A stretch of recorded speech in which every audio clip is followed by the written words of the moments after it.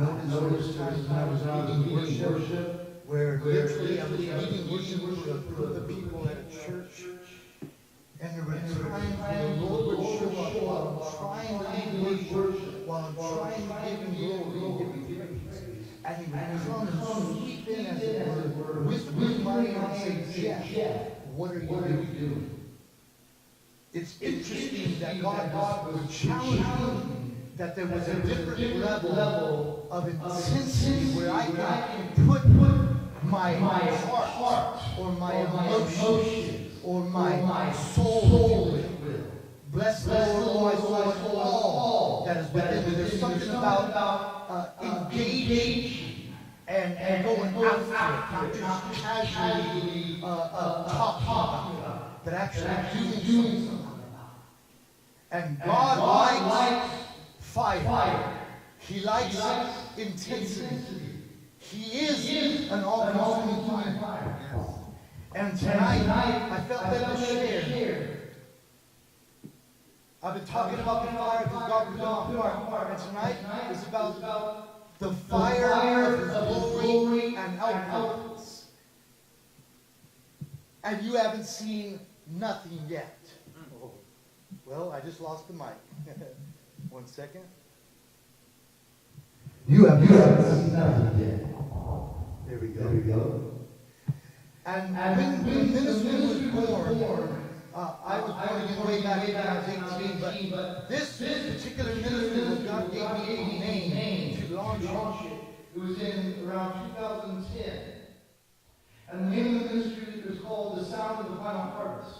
It has to do with releasing sound that God has given me, but more important, the sound that I'm releasing from my heart, it's about the sound of the Father, the Son, and the Holy Spirit, calling out to the prodigals, the people, telling them, I love you, I love you, I love you, all three, the Father, the Son, the Holy Spirit, that are one, in agreement, saying, come home. Jesus paid the price, we love you. And after the ministry was born, when I was with my late wife, Nina Lee Buchanan, she wasn't yet my wife, but God connected us in ministry. And then God opened my eyes and said, I'm to marry her. That's a long story. I don't want to get into that. But when we launched the ministry, according to what we heard the Spirit say, Father spoke to us. He said He's connecting us to birth something fresh in the earth. And so He said, call the ministry this. I kept hearing Final Harvest. And then I looked it up. There's too many Final Harvest ministries. There's at least 3 or 5. And I said, well, I don't want to be the same as everybody else. There must be something more here. And all of a sudden I heard the sound of the Final Harvest. Call it that. And it made so much sense as I released a sound, which is worship and which is glory, to bring in people. Like a wave of glory to draw people into His heart through the sound of love and through the sound of worship. And so I said all that to say this. After the ministry was born, my late wife was on the phone. She was talking to a friend in Korea. All of a sudden, they got so excited about the ministry and about the name and about what Nina was telling them of what God's calling us to do for America and the nation and what God's about to release. She got so excited, she sent us our first offering. Our first fruit. So here I am. I'm in full-time ministry. I don't know where my next check's coming. I have no guarantee for finances. At this point, there wasn't a church backing us. We get our first thing. I'm in an apartment. Bills are due, but yet $2,000 comes in. It's more than enough to pay the rent plus have leftovers. Guess what I did?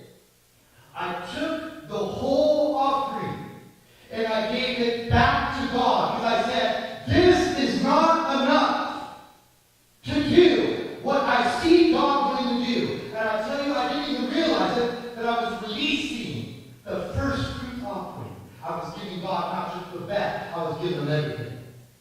And as a result of that, I lost the apartment because we couldn't pay the bill a month later. But guess what happened? You said that was bullet, that was dumb. Well, guess what happened?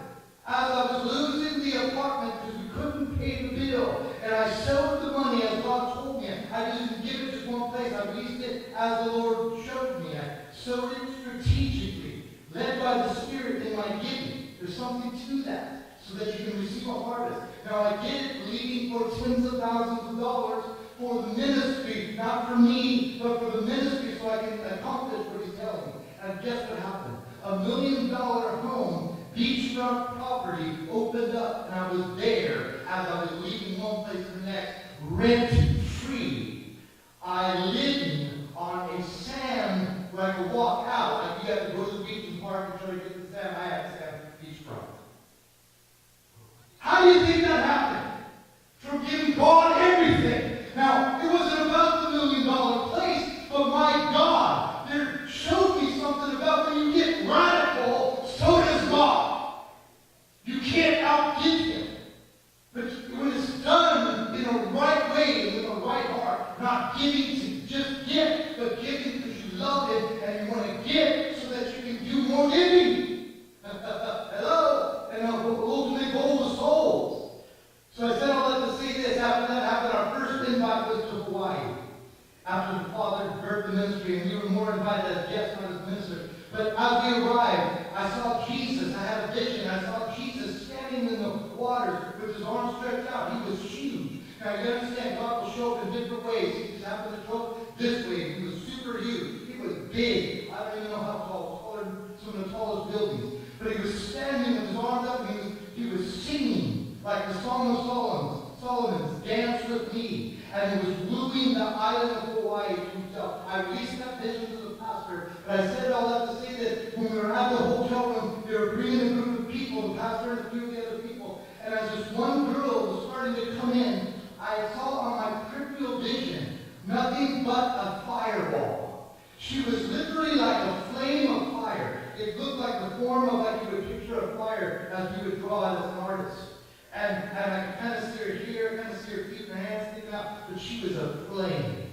And as I saw that, I began to get a word for her. So as she came in, I just began to prophesy and release the word. And as I was releasing the word over her, she was walking in the room. And I saw nothing but that Bible. I began to prophesy and check it out. She then afterwards was so full of the Spirit in tears of joy, laughing and dancing in total freedom. Why? Because I began to tell her who she was in God. And because people were judging her because of her expressions of her love for Jesus publicly. Oh, come on, David. I haven't even gotten dignified yet. You've seen nothing yet. That's the message tonight. You've seen nothing yet. It's about to get crazy. It's about to get intense. You think there's some shaking going on? We're going to shake a lot more. There's going to be a lot more power, a lot more fire, a lot more intensity. Something that gets the world's attention so it draws people out of the clubs, out of the bars, because now we, the church, are alive. Come on, somebody. Something that's intense. Something that's worth talking about. We're talking about the fire of God. Now, this girl would dance and she would do things in the front. Sometimes she would have work for the pastor. But because she was different and her voice wasn't like a little kid, they just thought she was weird. Oh, get ready for the real weird ones that have the word of the Lord. Now, I'm not talking about being weird on purpose, but when it's God, you better discern right. Come on, Jesus. And I said that to say this. It set her free because the Father began to acknowledge and value her inner personality, inner gift. And no one else was doing that. And when she looked afterwards and the tears stopped, she looked over and she looked at the pastors that were there, and then they're on fire. Don't get me wrong. But you know, you can be on fire. But when you get next to somebody who's really on fire, you can seem like you're lukewarm. Come on, somebody. And it can be scary. Because this is what she said. She looks at the pastor and says, Pastor, I'm out of the box now. That's what she said. I'm out of the box. And then the pastor's wife looks at her husband and says, she's out of the box? I thought she already was. And then she said that literally like, in kind of like a little bit of a fear, like, if she wasn't out of the box already, now what's going to happen? Now what's going to happen to our church? Now how crazy is it going to be? Oh, come on, somebody. When you get touched by Jesus, not only do you come out of the box, but you break things like alabaster box. And you aren't afraid to worship at His feet and rub your hair. Oh man, even when the religious people are judging you. Come on, somebody. Oh, now I'm going to talk about the fire. 2 Chronicles 7, to go back to what we were talking about. I want to just say this first. Look, the moment you or I, any person seeks glory or seeks approval of man, that's the moment compromise begins and takes place. And then that's when the glory of the Lord begins to lift. And it leads from that moment on. Oh, she understood when she got that word. I don't have to worry about man says anymore. Of course, you don't want to just be weird on purpose. But man, when the Holy Ghost is moving, do not fear. You be the expression of the love of God through your gift. When it's time to worship, you dance your heart out. My late wife used to always come to the front when no one else would come. She would be spinning and dancing. And she would grab the youth and get them when you were like, it's kind of like you were at a wedding dancing. But people that are afraid to dance, but she had the whole face story by the time she said, I'm not going to be up there alone. But at the same time, she wasn't afraid, even though it wasn't normal for a woman like that, of that stature and the Korean level, to be doing that. But she was set free by the Spirit of God, and she knew when it's time to worship, you're to love on the Lord with dance and with freedom. Come on, somebody. Now, in the book of 2 Chronicles, chapter 7, we talked about the fire of God falling upon the altar after Solomon prayed. He followed the blueprints of heaven. Then he prayed and said, God, you said, as he did that, I don't have time to go into the scripture, but 2 Chronicles 7, 14 and 16, the fire of God fell.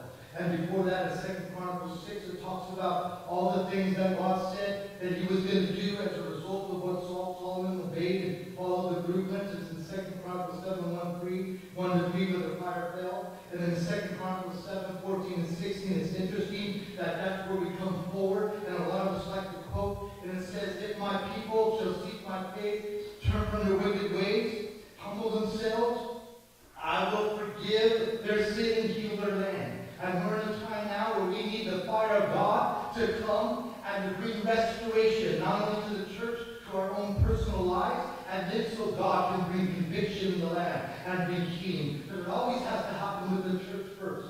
And my testimony is that when I encountered the Father and I got radically saved, but there's something interesting. I was always hungry for more. Once I got touched that way and got radically saved, I knew if this is how God does it, if this is how God talks, and you can actually hear Him, there must be more. So all my life, I was hungry for more. I was the type of person that would study about revival. And when I hear about Smith Wigglesworth, A.A. Allen, William Brown, those type of people like John G. Lake, I would want to read about them and read their books.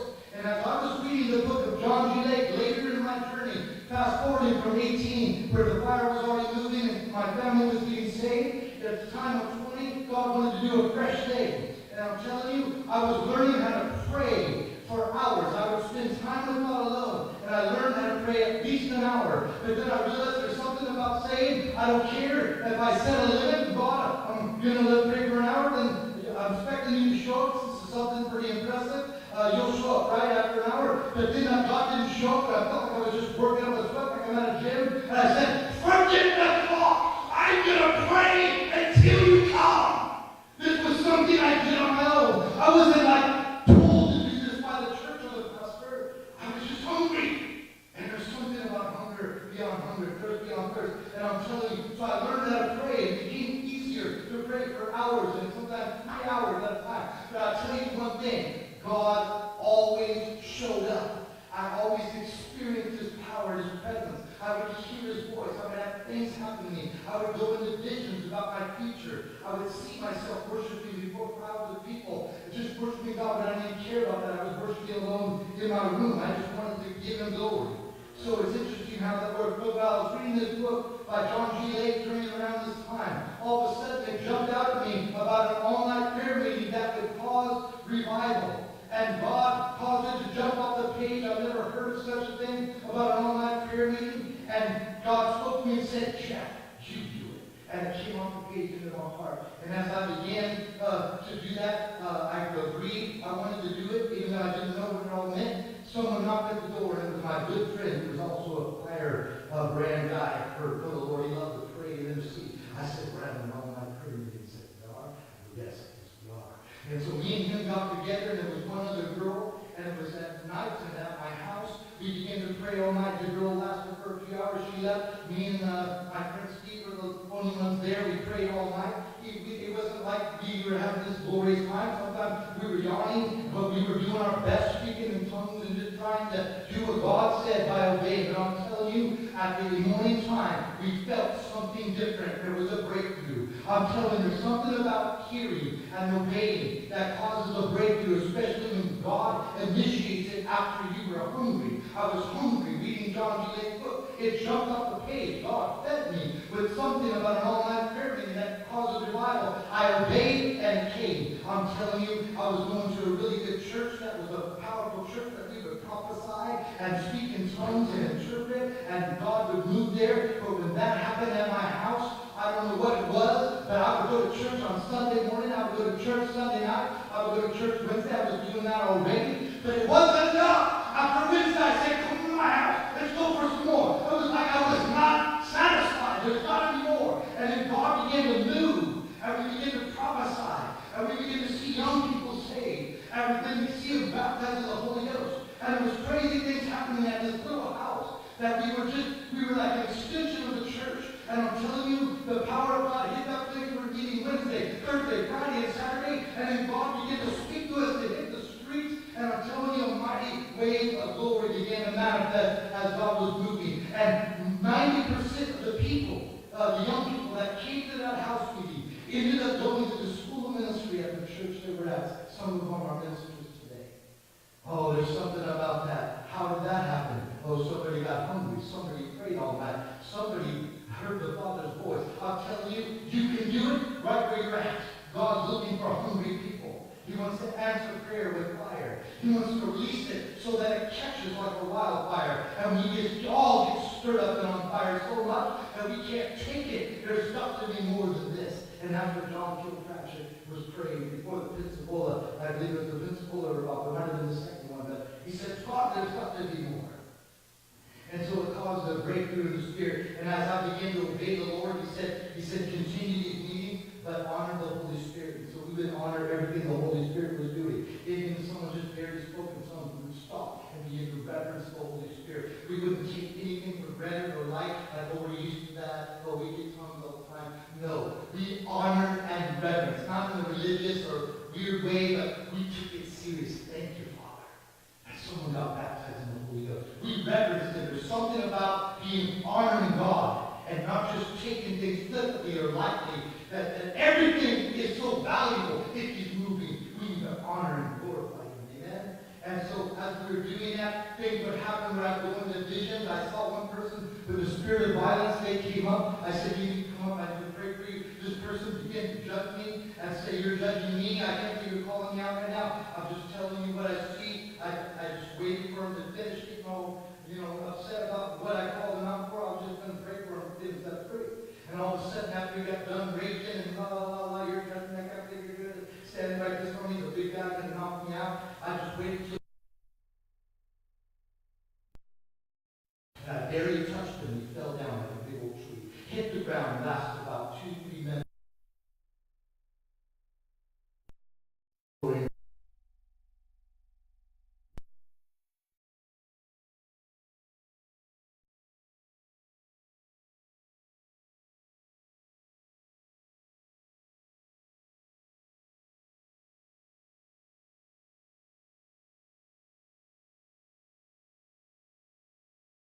Prayed in that place, and God began to do it. He said, keep coming, son.